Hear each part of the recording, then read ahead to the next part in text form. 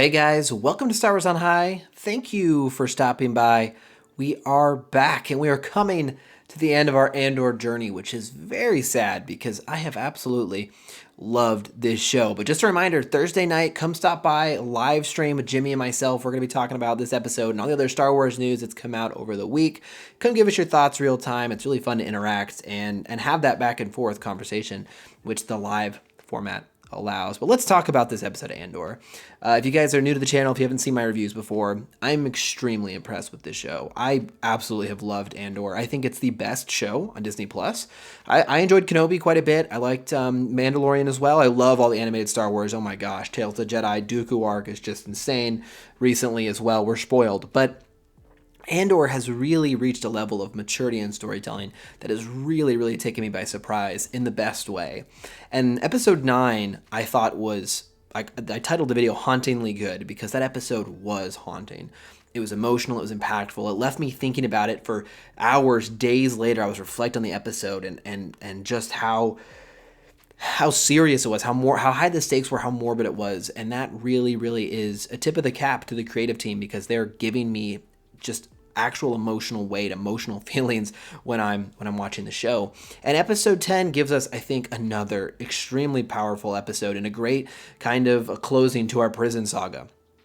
Now, obviously, spoilers here. So if you haven't watched the episode yet, I think it's amazing. I think this whole show has been phenomenal. Please go watch it. It's just absolutely killer. Some of the best Star Wars we've had, ever. I love Andor. But this episode finally gives us the breakout scene, right? We've been building towards the escape from Arcana. What is it? Marcana? I forget the name of it. 5, the planet here, this prison system that's so well designed, engineered. And what's so good about this episode is there's a really fun parallel they play with. So we have Andy Serkis's character who's helped lead, who's finally at the end of last episode has decided he's going to be part of the cause. He's going to help join in. And we go through this amazing prison break scene, high tension, great suspense. We get to the end. We get to jumping into the river, into the ocean. And he says, I can't swim. And Andor's taken, literally by the current of men into the water, and we don't know the fate of that character. And I think it parallels very well with the end of the episode, where Luthen has this really great monologue and this just phenomenal setting of the underbelly of Coruscant. And he talks about how I lead others to a sunshine I'll never see, or a sunrise that I'll never see. And that's what happened to Andy Serkis's character. He led those men to a sunshine that it appears, well, we don't know, maybe he made it, but he might not be able to enjoy himself. And that's the price of rebellion. That's the tragedy at play here. And the episode has done a phenomenal job of showing you it's not just, the good guys are fighting the Empire. It's all clean. There are so many sacrifice decisions, complexity here. Luthen's talking to the informant and talking about how they're going to just let 50 men die because it's better for the cause.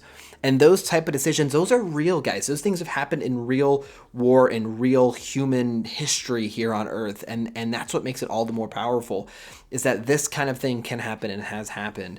And it really, in the best way, parallels our world in Star Wars. And that really rang true.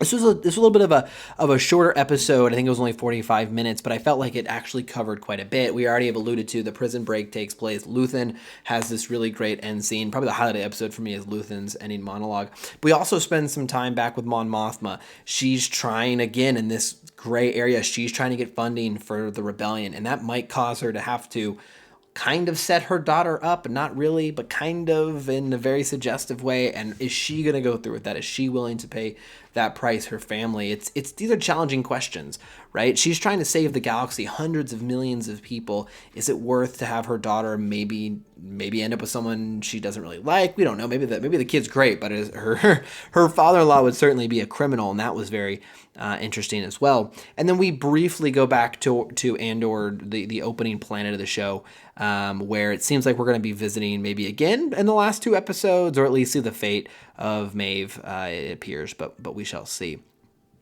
But overall, guys, I mean, I've said it before, I repeat myself so many times in the reviews. Like if you watch my Andor episodes from the beginning to now, I hit so many of the same points that are strong because they continue to deliver. The tension, the stakes are extremely high. The writing's extremely good. The visuals are great. The score I think is so satisfying. It just makes the show have its own feel. Even though the visuals are there and we know it's Star Wars, it gives us this own sort of vibe. And I really like that because this is different Star Wars. This is different than what we've seen. And so it's right to me that it sounds different. It feels different. And I think that's a great benefit to the show. And we're down to 2 episodes. Episode 11 and 12 will wrap up the show. I believe it's 12. Maybe it's 13. I think it's 2 seasons of 12. And it's very hard for me because, you hear a little bit of rumors of the show's not getting the great viewership, although it seems the numbers have recovered in recent surveys. But that's a shame because folks are missing literally some of the best Star Wars we've gotten. And I hope that Disney feels empowered to make more shows with this sort of maturity, this sort of craftsmanship. I've really enjoyed a variety of different shows. And Book of Boba Fett is a vastly different type of show and trying to be a different show than this. Your 6-year-old is not going to enjoy this.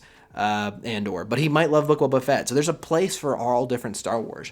But I do hope we get more of this caliber story because, guys, this is impactful. This is emotional. This is high stakes. And I couldn't be more satisfied. But what did you guys think down below? It was a show that I wasn't that hyped for when it was announced. I mean, of course, it's Star Wars. We wanted to talk about it. I couldn't wait to see more Star Wars. But as far as I'm comparing it to Kenobi and to Ahsoka, are you kidding me? How is this going to stand up? Even The Bad Batch, I've been just completely, blown away by. How is Andor going to show up? Do I really care? And yeah, I do. And this was a great show, and I'm glad it got made. Whew.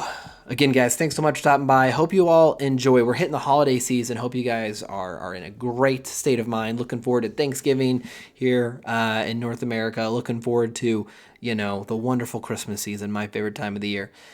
Whew, it's going to be great. Thanks so much for stopping by, guys. We'll see y'all again very soon.